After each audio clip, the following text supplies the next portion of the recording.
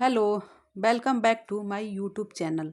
आज का short note linen से है। लीलन लीलन को सन का पौधा भी बोलते हैं। लीलन का रासायनिक नाम यूसीटेटिसियम होता है। इसके लिए जलवायु समशीतोष्ण नम आर्द्र जलवायु की आवश्यकता पड़ती है। मिट्टी मिट्टी भुरभुरी, जल मृदु जल।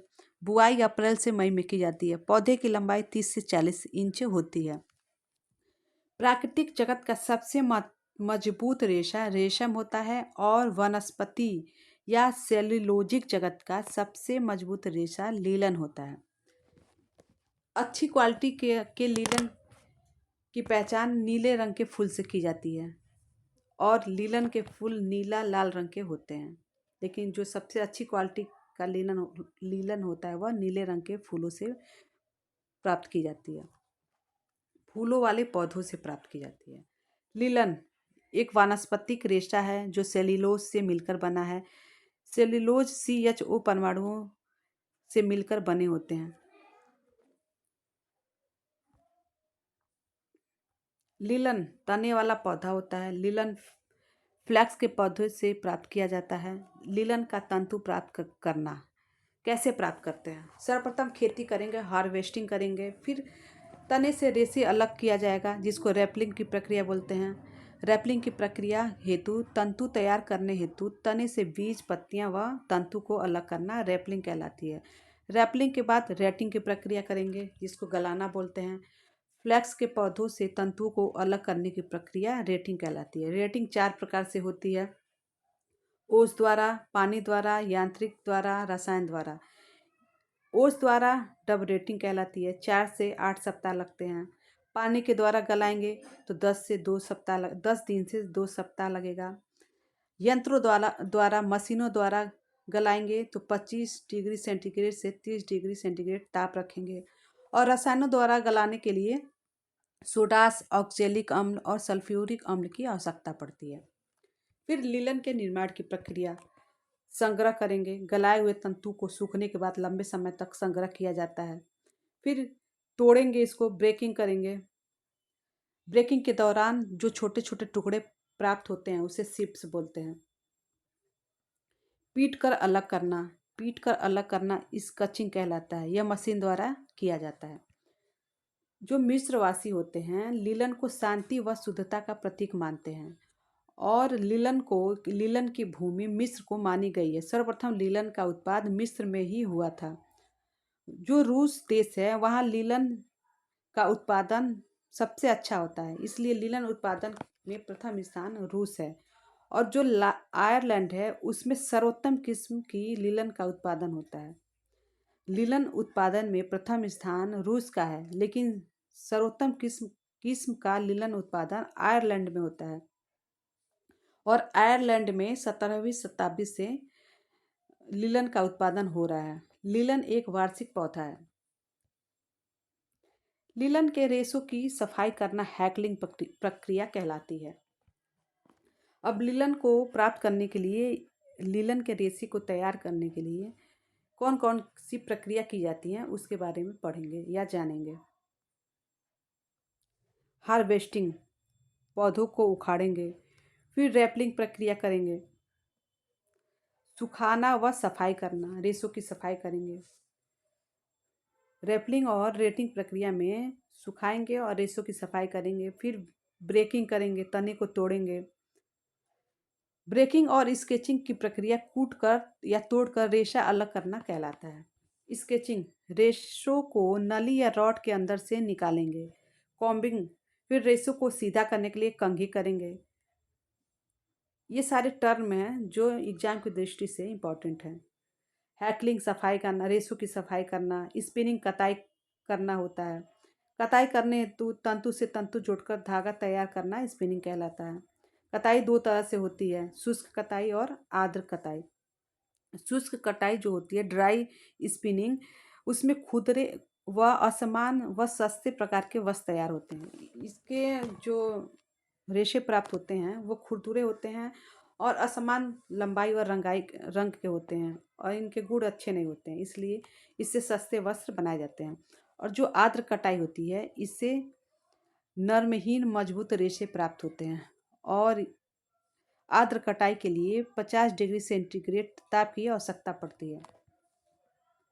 बुनाई बुनाई लिनन के रेशों में लचीलापन, तन्यता, प्रत्यास्था, प्रतिस्कंदता का अभाव होता है। बुनाई प्रक्रिया के लिए हम जैकार्ड बुनाई, सादी, साटिन, सैटिन बुनाई का प्रयोग करते हैं और जो लीलन के तंतु होते हैं उन पे रोएदार और पायल बुनाई नहीं की जाती है। लीलन वस्त्र पर की जाने वाली परिसज्जा, कुटाई, बीटिंग प्रक्रिया होती है, कैलेंडरिंग होती है, मर्सराइजिंग होती है, सैजिंग होती है, सिलोट प्रतिरोधक परिसज्जा, ये सारे परिसज्जा लीलन पे, ये बेसिक परिसज्जा हैं। ये लीलन, कपास, जूट सब पे होती है, सारे रेशों पे। जो लीलन होता है वह अनुदैर्ध्य काट में बेलनाकार दिखाई देता है और अनुप्रस्थ काट में बहुकोणीय दिखाई देता है। इस बहुकोणीय संरचना में दोनों सिरे नुकीले दिखाई देते हैं।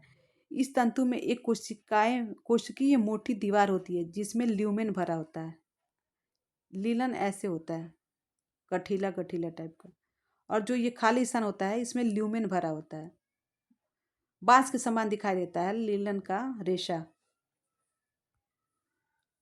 माइक्रोस्कोप से देखने पे। वनस्पतिक रेशों में सबसे लंबा रेशा लीलन होता है जिसकी लंबाई 10 से 20 इंच होती है। रेशों की लंबाई पौधों की लंबाई पर निर्भर करती है और रेशों का रंग क्रीम, सफ़ेद, ग्रे रंग का होता है। मजबूती, कपास से 3 गुना अधिक मजबूत रेशा लीलन का होता है। गीली अवस्था में इसकी मजबूती 20 से 30% बढ़ जाती है। चमक, सिल्क के समान चमकीला होता है और ये जो चमक होता है लीलन में वह मोम और पैक्टिन के कारण होता है। लीलन में लोचमयता, प्रत्यास्था, प्रतिस्कंदता का अभाव होता है जिसके कारण कपड़े पर सिलवटें आसानी से पड़ जाती हैं। अवशोषकता, लीलन के तंतु में अवशोषकता पाई जाती है, मतलब पानी सोखने की क्षमता पाई जाती है और नमी अवशोषक क्षमता इसमें 6 से 8% होती है। प्रकाश का प्रभाव, प्रकाश के प्रतिरोधी होते हैं, प्रकाश का कोई प्रभाव नहीं पड़ता है। फफूंदी का प्रभाव लीलन पर पड़ता है, लीलन पर भी पड़ता है और कपास पे भी पड़ता है। लीलन और कपास दोनों पे फफूंदी का प्रभाव पड़ता है। कीड़ों का प्रभाव लीलन पर नहीं पड़ता, कपास पे भी नहीं पड़ता है। कॉटन, क्षार के प्रति अभिक्रिया, ये क्षार के प्रति उच्च प्रतिरोधक होते हैं। क्षार को सहने की उच्च प्रतिक्रिया पाई जाती है। पसीने के प्रति अभिक्रिया, अप्रभावित रहता है पसीने से। रंग फीका हो जाता है, तंतु पर कोई प्रभाव नहीं पड़ता है। लीलन का संगठन कपास के समान होता है। CHO, कार्बन, हाइड्रोजन, ऑक्सीजन के परमाणुओं से मिलकर बना होता है। लीलन में कपास की अपेक्षा लगभग 5% सेलुलोज कम होता है। लीलन में सेलुलोज लगभग 75% होता है, लेकिन कपास में 90% होता है। शुद्ध कपास में 90% होता है। इसके संयोजन में CHO भाग लेते हैं, कार्बन, हाइड्रोजन, ऑक्सीजन। कपास और लीलन दोनों की संरचना, विशेषताएं सारे समान होते हैं लगभग। वेटिंग परिसज्जा, ये कुछ टर्म हैं जो इम्पॉर्टेंट है एग्जाम की दृष्टि से। वेटिंग परिसज्जा स्पेशली सिल्क और वूल पे की जाती है। फफूंदी सूती, ऊनी, रेयॉन लीलन के वस्त्रों पर पड़ती है।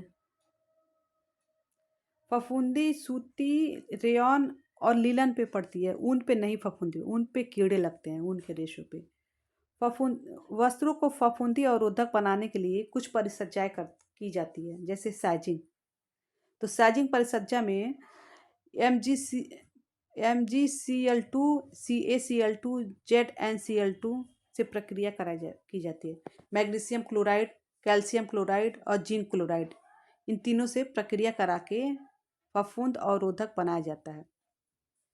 सतह पर तह जमाना, यह एक पॉलीमाइड प्रक्रिया होती है। यह स्पेशली ऊन के रेशों पर की जाती है। जैसे फेल्टिंग से नमदा तैयार होता है, उसी को सतह या तह जमाना बोलते हैं। जैसे जो हमारे आजकल कारपेट बनते हैं, कंबल बनते हैं, वो सब फेल्टिंग से बनते हैं।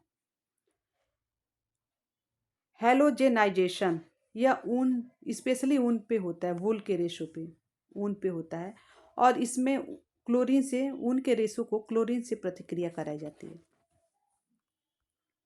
आज लीलन का टॉपिक समाप्त हुआ। वीडियो को लाइक, कमेंट और शेयर जरूर कीजिए। Thank you.